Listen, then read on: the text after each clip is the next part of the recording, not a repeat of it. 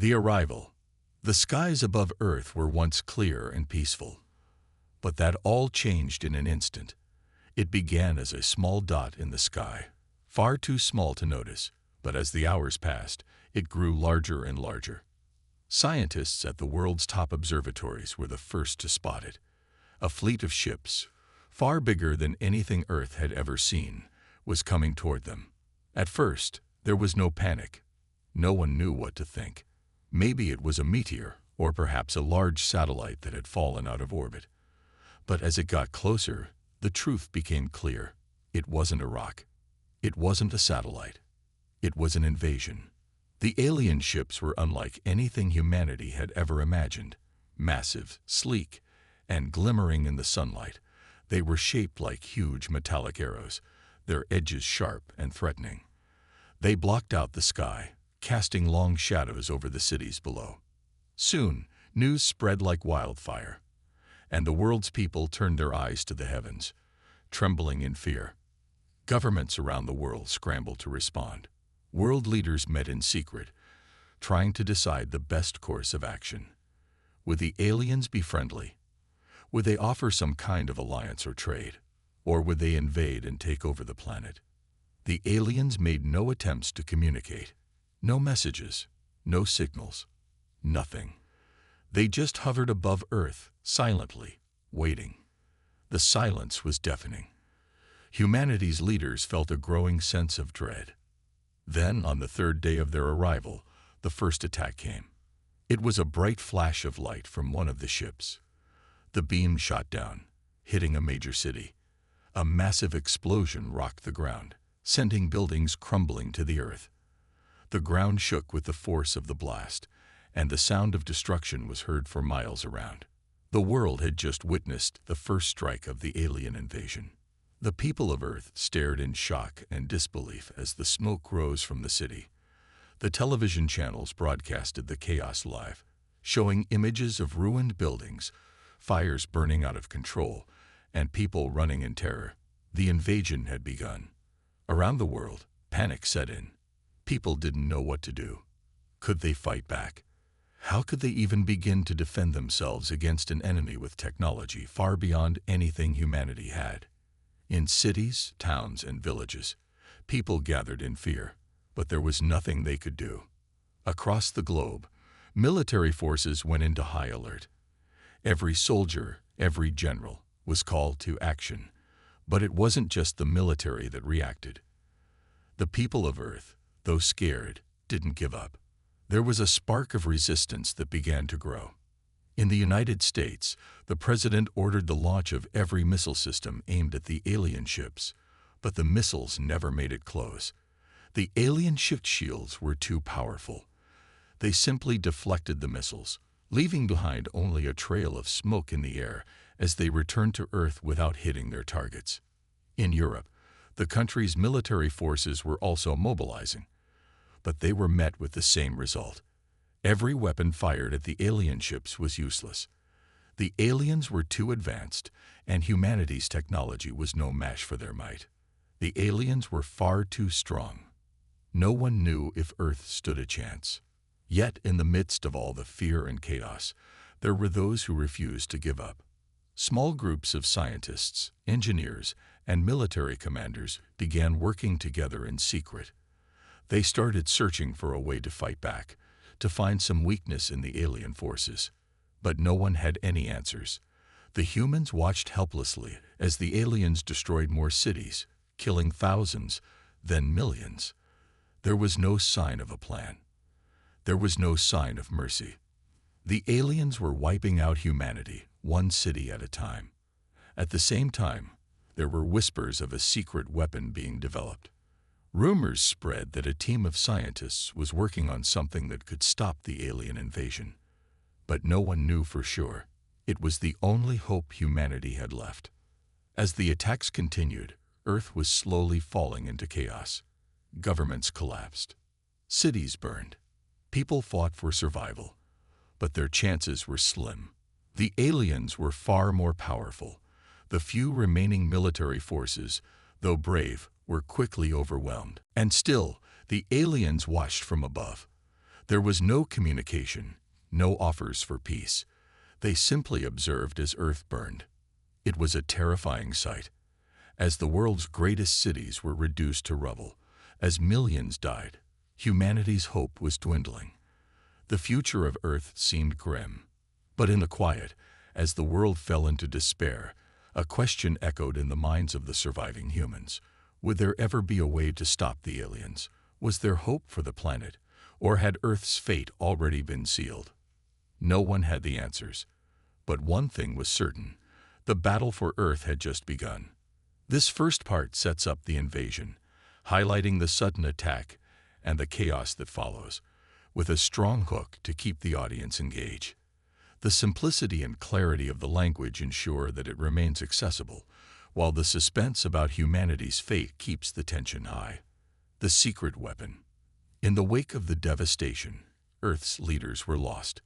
The planet's cities were in ruins, and the death toll had risen into the millions. There was no sign of mercy from the aliens, and the military's weapons were useless against their advanced technology. It seemed as though there was no hope left. Yet, amid the chaos and despair, a small group of individuals was working in the shadows. They were Earth's last hope. These scientists, engineers, and military experts had come together to form a secret team. They called themselves the Resistance. Their goal was simple yet impossible: to develop a weapon that could turn the tide of the war. The aliens were too powerful, but they believed that there had to be a weakness, something they could exploit. In an underground facility, hidden from the aliens' eyes, the team worked day and night. The atmosphere in the lab was tense. Everyone knew that time was running out. The aliens were advancing, taking more land, destroying more cities. Every minute counted. The team's leader, Dr. Emily Carter, a brilliant physicist, stood at the front of a large map of Earth. "We have one chance," she said, her voice steady but filled with urgency. "The alien ships have shields that we can't penetrate with conventional weapons. But if we can find a way to disrupt their energy fields, we might have a fighting chance."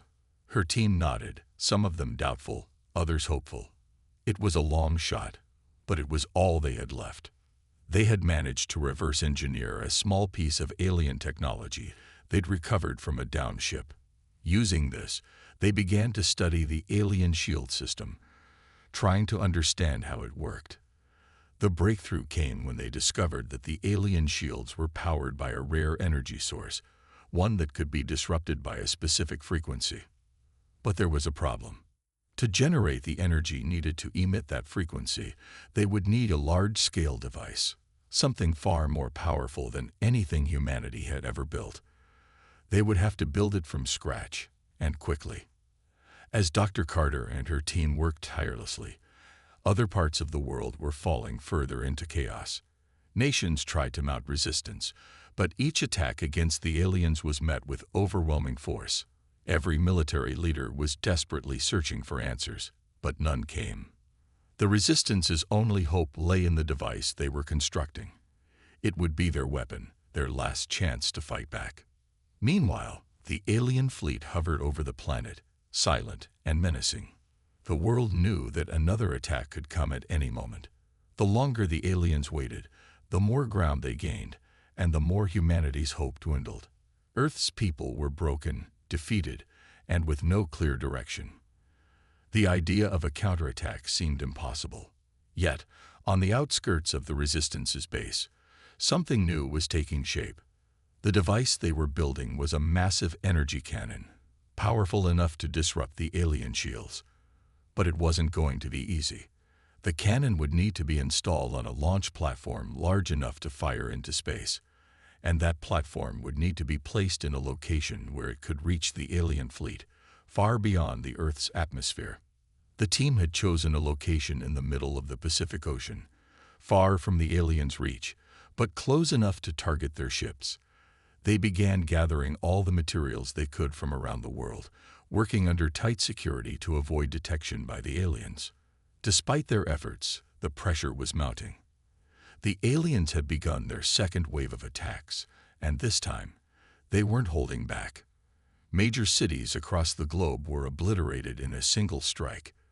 The resistance had to act fast before Earth was completely lost. As the weapon neared completion, the team faced another obstacle: the alien technology.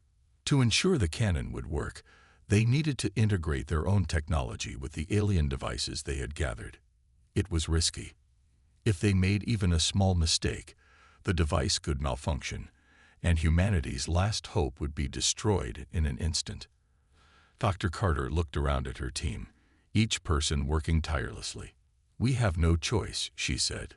"This is the moment. Either we succeed or the planet falls." Outside the lab, the world was falling apart. People were leaving the cities in droves, seeking shelter in the mountains or underground bunkers. Governments crumbled, and new alliances were formed between those who were still standing. It seemed like the planet was on the brink of collapse. But the resistance was determined. They were humanity's last defense. The final tests began. The cannon, now fully assembled, was powered up for the first time. The energy levels surged, and the team anxiously watched as the powerful beam shot into the sky. It was everything they had hoped for. The weapon worked. However, there was one final challenge. The cannon would need to be fired directly into the heart of the alien fleet, something that would be impossible if they didn't move quickly. The alien ships were closing in, and they were ready to strike again.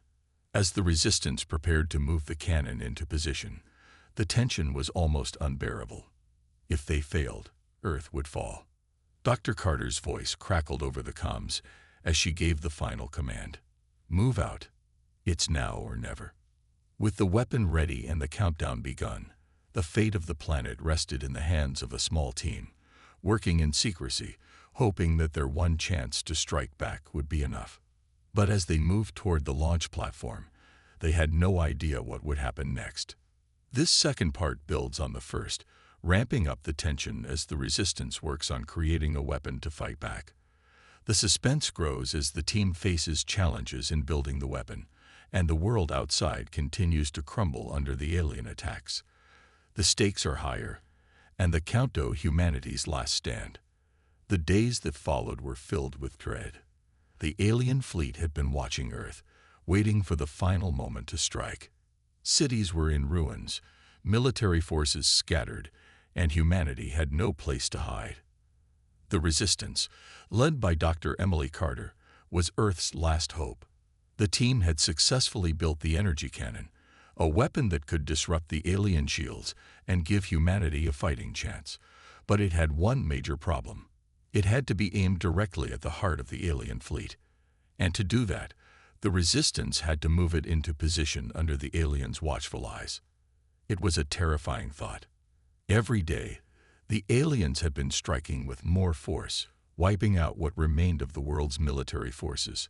With every attack, their advantage grew, and Earth's chances seemed to slip away. But the resistance had no choice. They had to act now.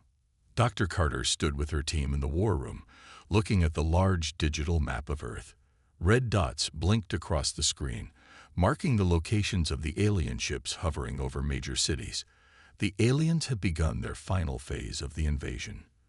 The moment they launched the next strike, Earth would be finished. "Time is running out," Dr. Carter said, her voice tight with pressure. "We have one shot. We need to move the cannon into position and fire before the aliens destroy the last of our defenses." A murmur of agreement spread around the room. The resistance team had worked tirelessly for weeks to prepare for this moment.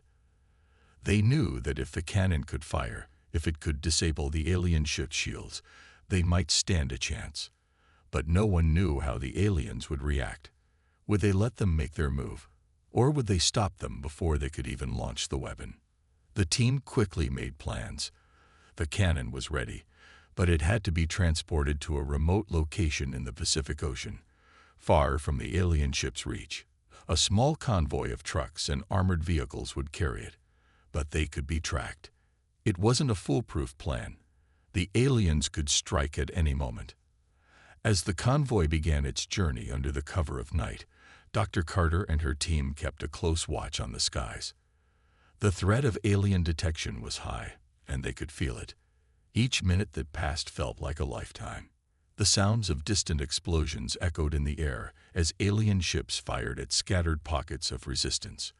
The world outside the Resistance's hideout was dying, and there was no turning back now. The convoy traveled across empty highways, skirting abandoned cities and crumbling towns. The team was tense. They had to get to the launch site, but they were being hunted.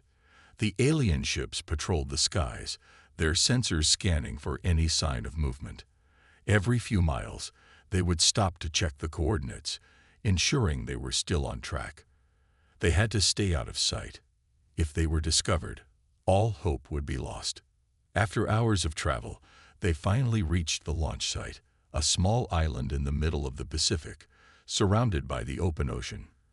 The isolated location was perfect.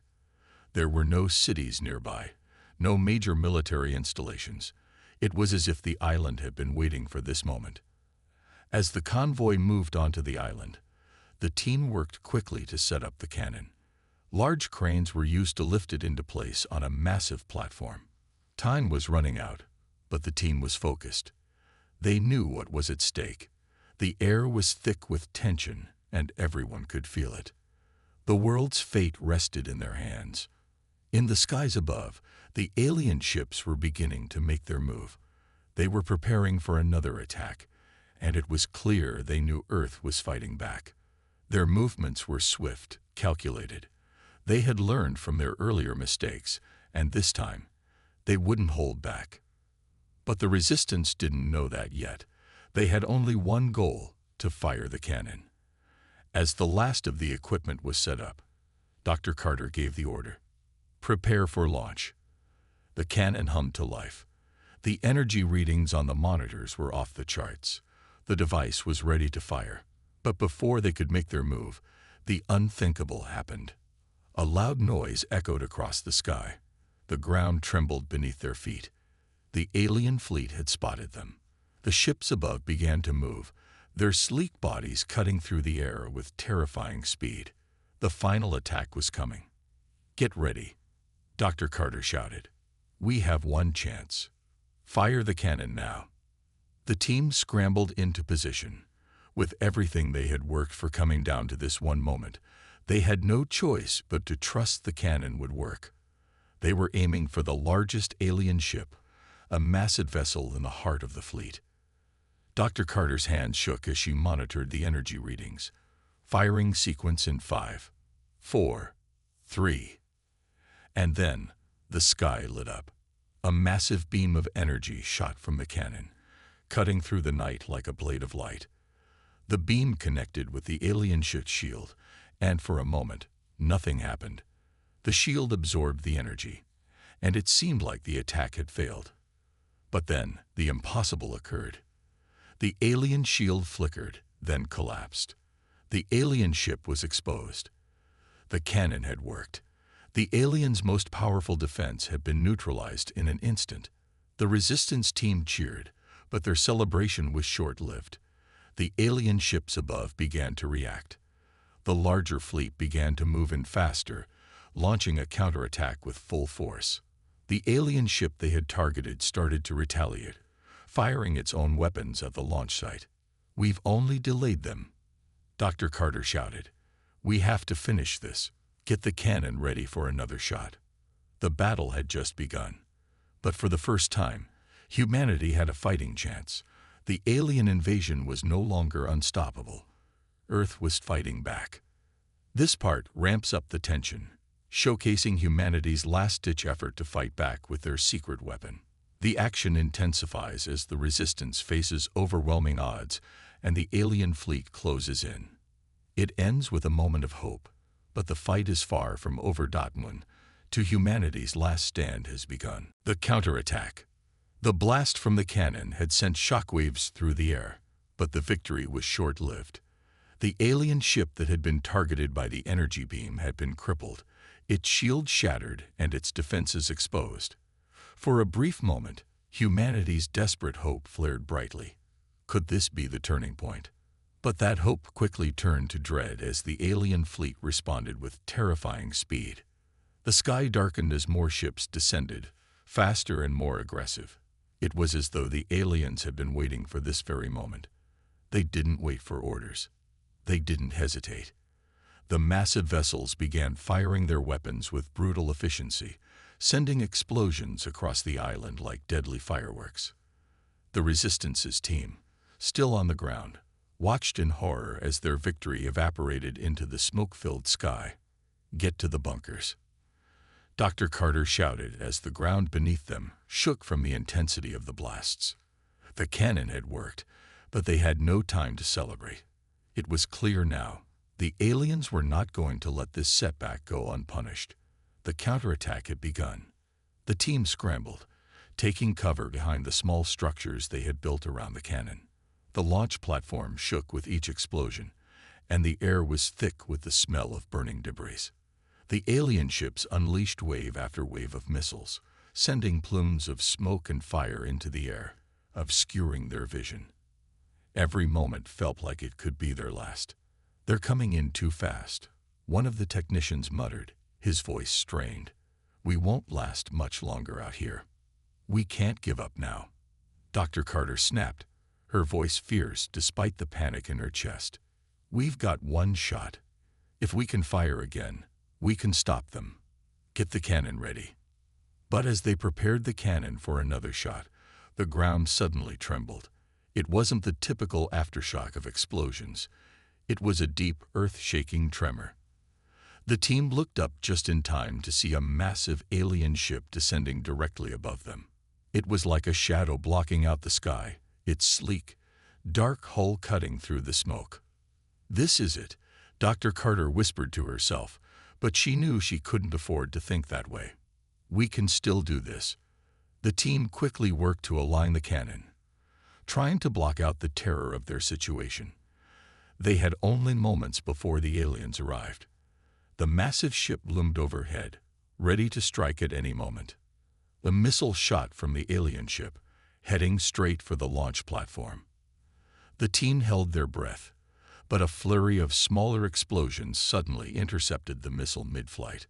The blast echoed in the distance, and a few seconds later, an ear-piercing siren blared across the island. The Resistance had been hit, but the damage wasn't enough to destroy them completely. "Fire the cannon now," Dr. Carter screamed. In one swift motion, the team fired the cannon. A brilliant, searing beam shot from the weapon, this time targeting the alien flagship. The energy burst through the smoke-filled sky and slammed into the alien ship's hull, hitting the weak point exposed by their earlier attack. This time, the damage was more than just superficial. The alien ship began to spark, its shields failing under the relentless energy. The beam continued to pulse, tearing through its metal exterior. It began to break apart, the ship's core destabilizing. The alien flagship was going down. Dr. Carter watched with a sense of grim satisfaction. It was happening. They were really doing it. The Resistance was working. But the victory was short-lived. The remaining alien ships above reacted with swift vengeance, turning their weapons toward the launch platform. A swarm of missiles and laser beams lit up the sky, zeroing in on their position. "We need to evacuate," one of the engineers yelled. "We can't stay here much longer." The Resistance team scrambled to evacuate, but it was chaos. There was no clear way out. The island was too small, the attacks too fast. The alien ships circled above, their weapons lighting up the dark sky as they prepared for the final blow. Dr. Carter's heart pounded in her chest. She glanced at the cannon one last time, knowing it had given humanity a fighting chance. But now, it was about survival. "Move. Now," she shouted, pulling her team toward the underground bunkers. They ran through the thick smoke, dodging debris and explosions, trying to reach the shelter in time. As they descended into the bunker, the island shook with the force of another impact. The aliens were relentless. They weren't going to stop until Earth was nothing but ash. Inside the bunker, the team gathered around a set of monitors, eyes glued to the screens as they watched the alien ships continue their attack. The flagship was down, But the alien fleet was still vast. They had taken down one, but there were many more to go. "We've made them bleed," Dr. Carter said, her voice low but filled with determination. "But this isn't over. We can still win this. We have to stay in the fight." Outside, the alien fleet loomed ominously above, its ships still circling, waiting for the moment to strike again. Earth's future hung in the balance. In Part 4, the action intensifies as the alien fleet counterattacks with full force, threatening to overwhelm the resistance. The tension reaches its peak as humanity's last weapon is used, but the victory is fleeting. The survivors are forced to retreat, but the fight is far from over. This part keeps the suspense high, with moments of brief triumph followed by even greater danger, the heart of the invasion. As the smoke from the ongoing battle cleared, the resistance team huddled in the underground bunker, their faces pale with exhaustion. The alien fleet, though severely weakened by the destruction of their flagship, still held a terrifying presence in the skies above. Earth had been wounded, but not broken. The resistance had proven that the aliens weren't invincible, but the war was far from over. Dr. Emily Carter, despite the sense of urgency pressing on her shoulders, stood firm. Her team had made the first move, dealt the first blow, but the cost had been high. Many of the team members were injured, some critically, and with the aliens poised to retaliate with even greater force, time was running out. "We've dealt them a serious blow," Dr. Carter said, though her words were hardly reassuring. "But they'll come for us with everything they have. They'll send more ships. We need to strike again, but this time, we need to hit them where it hurts the most, at the heart of their invasion." The room fell silent. Every one of the scientists and engineers in the bunker knew the risk. Striking the heart of the alien fleet meant infiltrating the most dangerous part of the invasion force, the central command ship. It was the largest, the most heavily fortified, and surrounded by dozens of smaller, more agile ships. Even if the resistance could get close enough, they would have to bypass an entire armada to have a chance at a successful attack. But there was no time to hesitate.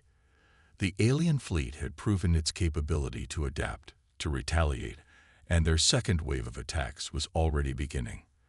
The planet's cities had already been wiped off the map. It was down to the final stand. "We can do this," said Lieutenant Daniel Roberts, one of the Resistance's military advisors. "We know their fleet now. We know their tactics. If we can get close enough to that central ship, we can plant an EMP device right on it. Take out their command, and the whole fleet will fall into chaos. It's our best shot." Dr. Carter nodded, acknowledging the plan. It was risky. They would need to assemble a small, highly skilled strike team to infiltrate the enemy lines and plant the device. But they didn't have the luxury of waiting for a safer plan. They had already watched too much of the world burn. "All right," she said firmly. "We're going in. We need to get that EMP to their central ship. If we succeed, we could disrupt their entire invasion force. If we fail, there's no coming back. But we won't fail. We can't." The team quickly gathered their gear. The EMP device was small but powerful, capable of disabling all electronic systems in its blast radius. The plan was simple: get to the central ship, plant the device, and retreat. No distractions, no delays. But as they prepared for the mission, an unsettling silence fell over the team. They knew what they were walking into. The central command ship wasn't just another target. It was the heart of the invasion. The aliens would protect it with everything they had left. Any mistake would mean certain death. Dr. Carter watched her team one last time, seeing the fear in their eyes, but also the resolve. They weren't backing down. They had to do this for the people of Earth. "Let's move," she ordered. The strike team boarded a makeshift stealth ship designed to be as undetectable as possible. The vessel was small, just big enough to carry the EMP device and a handful of personnel. It was a gamble, flying right into the heart of the alien fleet with little more than hope and determination. The stealth ship's hull was coated with a special material to mask its energy signature, but the team knew it wouldn't last long. They would only have one shot at this. As the ship ascended into the sky, the team held their breath. It was a delicate balance, too fast, and they'd be detected, too slow, and they'd run out of time. The team had to stay sharp. They flew in silence, only the hum of the ship's engines and the occasional crackle of static on their comms breaking the quiet. Minutes felt like hours as they approached the alien fleet. They could see the colossal ships in the distance, looming like dark giants. The central ship was the largest of them all, surrounded by smaller, faster ships that scouted the skies like vultures. "Steady," Lieutenant Roberts muttered into the comms. "We're almost there." The team's pulse quickened as the enemy ships got closer. Every ship was a threat. Every moment brought them closer to detection. The stealth ship's sensors were barely picking up the alien ships. It was a nightmare waiting to unfold. And then the unthinkable happened. A flare of light from one of the alien ships lit up the sky, a warning sign that they'd been spotted. "They know we're here," one of the engineers shouted. "We've been compromised." Dr. Carter's heart raced. They had seconds before the fleet's defenses locked onto them. "Get ready to jump," she shouted. "We go now, or we don't go at all." The team scrambled, activating the EMP device as they braced for impact. They had to plant it on the central ship, no matter what. As the stealth ship began its final approach, explosions erupted around them. The alien fleet had launched a barrage of missiles. The ship's shields flared brightly as they absorbed the attacks, but the damage was mounting. Time was running out. "There's no turning back now," Dr. Carter said, her voice shaking. The mission had just turned into a full-scale assault. They weren't just infiltrating anymore. They were fighting for their lives. As they approached the central command ship, Dr. Carter gave the signal. "We jump in 5, 4, 3. And then, the ship jolted as it took a direct hit. In Part 5, the Resistance faces their most dangerous mission yet, infiltrating the heart of the alien fleet. With their stealth ship compromised and the alien fleet closing in, they must act fast to disable the aliens' command and disrupt the invasion. The stakes are higher than ever, and every moment is filled with uncertainty. Will they succeed? Or will this final gamble be their last? The tension builds as the Resistance fights their way to the enemy's core. The fall of the command ship. The impact of the explosion sent a shockwave through the small stealth ship, throwing the Resistance team off balance. Sparks flew from the control panel as alarms blared throughout the cabin. Dr. Carter grabbed hold of the seat in front of her, her breath sharp and quick. "We've been hit," Lieutenant Roberts yelled, struggling to regain control of the ship. "We've lost the stabilizers. We're going down." There was no time to panic. The mission was too important. The EMP device had to be planted on the central alien command ship, or all of Earth would fall to the invaders. Dr. Carter, her mind racing, grabbed the comms panel, ignoring the chaos around her. "Prepare for a crash landing. We need to get to that ship. Now." She turned to the rest of the team. Their faces were filled with fear, but there was no backing down. They were all in this together, no matter the cost. With the ship spiraling toward the alien fleet, Dr. Carter tried to steady herself, pushing down the growing sense of dread. The blast that had struck them had damaged the ship's engines, and they were now tumbling toward the massive alien command ship. It was a deadly game of chance, but they had no other choice. "We're not going to make it," one of the engineers muttered, his voice cracking. The ship's controls were unresponsive, and they were losing altitude fast. The alien ships were now surrounding them, their weapons locking onto the crippled stealth ship. Lieutenant Roberts gritted his teeth and tried to regain control of the ship, but it was too late. With a final, desperate pull on the steering system, he managed to guide them toward the massive central ship. The team held on as the ship veered toward the enemy vessel, the lights flickering in and out as the hull groaned under the pressure. A series of explosions rocked the ship, sending it spiraling out of control once more. Dr. Carter glanced at the window, just in time to see the alien ships launching a barrage of laser fire toward them. "We're going to crash," Lieutenant Roberts shouted. "Brace yourselves," Dr. Carter ordered. The ship slammed into the side of the central alien command ship with a bone-shaking thud. For a moment, everything was still. Then the ship began to break apart. The hull cracked, sending debris flying as the resistance team scrambled to escape the wreckage. "We need to move. Now," Dr. Carter shouted as she unbuckled her harness and ran for the exit. The hatch to the ship's small escape pod was only a few feet away, but the debris made every step difficult. The air was thick with smoke and the smell of burning metal. "Is everyone all right?" Dr. Carter called out, her voice strained. One by one, the team members crawled toward the exit, covered in dirt and blood, but alive. The last one out, Lieutenant Roberts, turned to look at the crumpled wreckage of their stealth ship. It was a miracle they had survived the crash.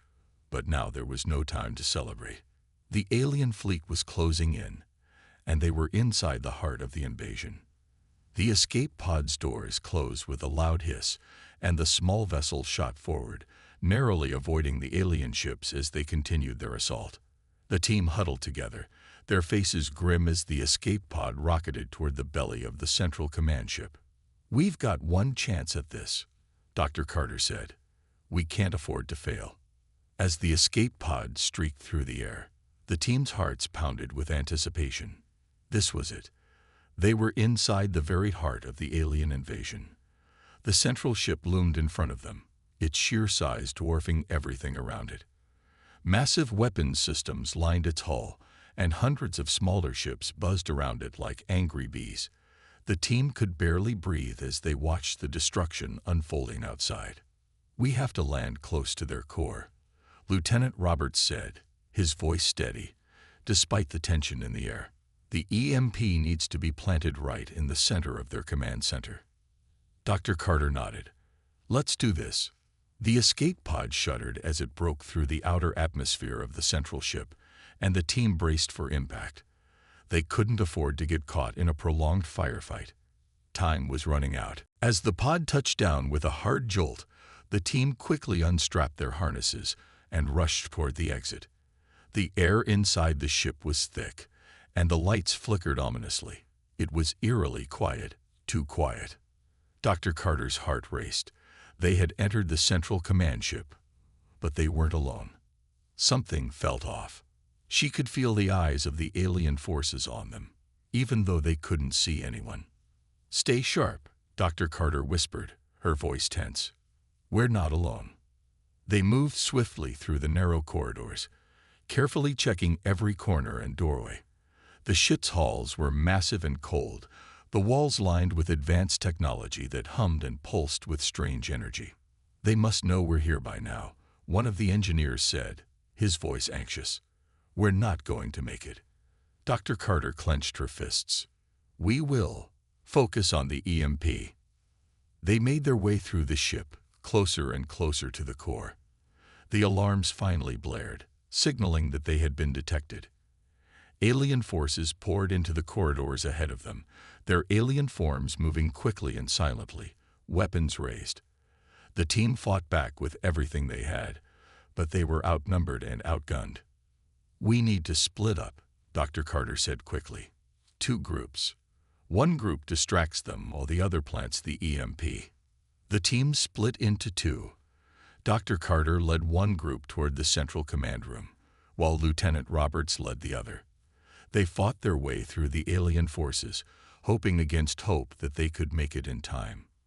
In Part 6, the Resistance team fights desperately to infiltrate the central alien command ship after a crash landing. With every step, they face greater danger, but their mission is clear: plant the EMP and disrupt the invasion. The tension builds as the team battles their way through the heart of the alien fleet, knowing that their success or failure will decide the fate of Earth. The time for hesitation is over, and the stakes have never been higher. Will the team succeed in their mission, or will the alien forces stop them in their tracks? The final stand. The corridors of the alien command ship were a maze of darkness and metallic coldness. As Dr. Carter and her team navigated through the winding passageways, the air grew thick with the sound of distant alarms and the mechanical hum of the alien technology that surrounded them. The tension was palpable, and every step they took felt like a countdown to their own demise. "We're getting closer," Dr. Carter said, her voice low and tense. She could feel the EMP device, secured tightly in her backpack, weighing on her mind as much as it weighed on her back. The team had already fought through wave after wave of alien soldiers, but they were running out of time and ammunition. Lieutenant Roberts, leading the second group, had sent a quick update over the comms. "The outer defense systems are almost breached. We're moving toward the core now. Stay on schedule." But their victory had come at a cost. Several team members had already been injured, and it was clear that they could not keep up the pace for much longer. The alien forces were relentless, and their numbers were growing by the second. But they had no choice. They had to keep moving. "Everyone, stay focused," Dr. Carter said. "We're almost there." The hum of the ship's technology grew louder as they entered a larger chamber. The walls were covered in strange alien symbols, pulsing with an eerie light. In the center of the room stood a massive control panel. This was it, the heart of the alien invasion. It was the command center, the place where all their ships and forces were coordinated. But it wasn't empty. Standing at the center of the room was the alien commander. Tall, with a smooth, featureless face and glowing blue eyes, the commander's presence seemed to fill the space, as if it had always been there. A powerful energy radiated from it, and Dr. Carter felt a chill run down her spine. This was the creature that had led the destruction of Earth. The alien commander turned slowly, its eyes locking onto hers. "You've come far, humans," the commander's voice echoed, deep and cold. "But this is where your story ends." Dr. Carter's heart raced, but she didn't hesitate. "We won't let you destroy Earth. We've already beaten your fleet once. We'll do it again." The commander stepped forward, its steps unnervingly quiet. "You are foolish to think you can defeat us. Earth is already lost. My fleet will crush what little remains." The team braced themselves, weapons drawn, but Dr. Carter held up her hand to stop them.